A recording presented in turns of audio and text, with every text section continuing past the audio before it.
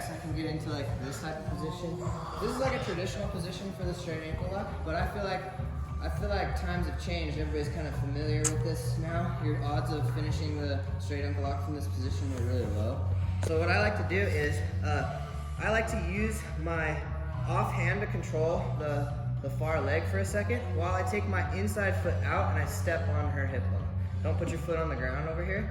Step on the hip bone, curl your foot around the hip bone. Now, I go onto the front of my shoulder, shrimp my hips back, and put my butterfly hook in on her inner thigh, okay? Now, I like to feed my collar, and now I can put my front of my shoulder on the ground, and I can use a lot of pressure to break the foot, okay?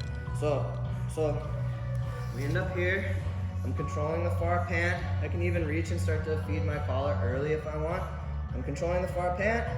I place my foot on the hip first, shrimp my hips back, and place my butterfly hook on the inside of her thigh, stepping on the hip, pinching my knees on her knee, folding my elbow to my shoulder to the ground, and then I have a lot of pressure coming down on the foot, okay?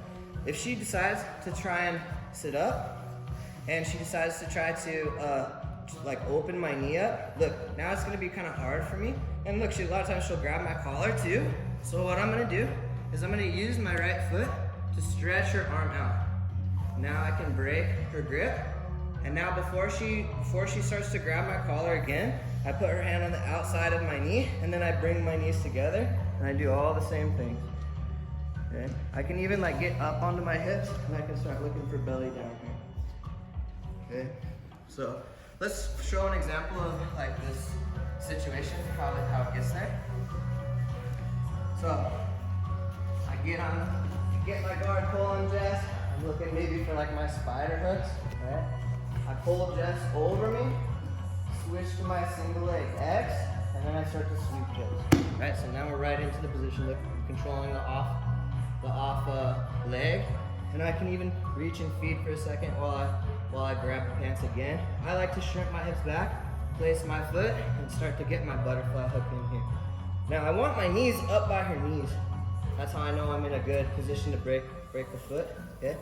When I do this, I look behind me, fold my elbow onto the ground, and then start to look for the pressure on the foot, okay? If she sits up, she takes my leg apart, and she starts to grab my collar. That's a pretty common reaction. It's hard to finish here. Now I can't generate the leverage. She's controlling the distance.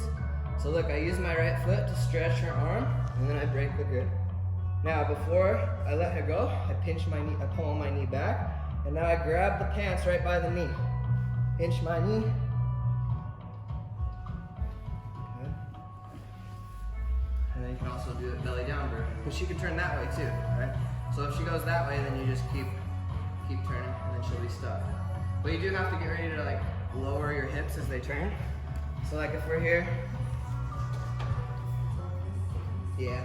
So like if we're here and she's already turning, like when she turns, I post my hand, put my knees on the ground, and I have to drop my hips. If I leave my knees on the ground like this, she's gonna be able to keep turning because I can't get low enough to trap her hip. So I have to open my knees and drop my hips and start to sprawl. Make sense? Let's try a few of those. 1, 2. You don't have to start, just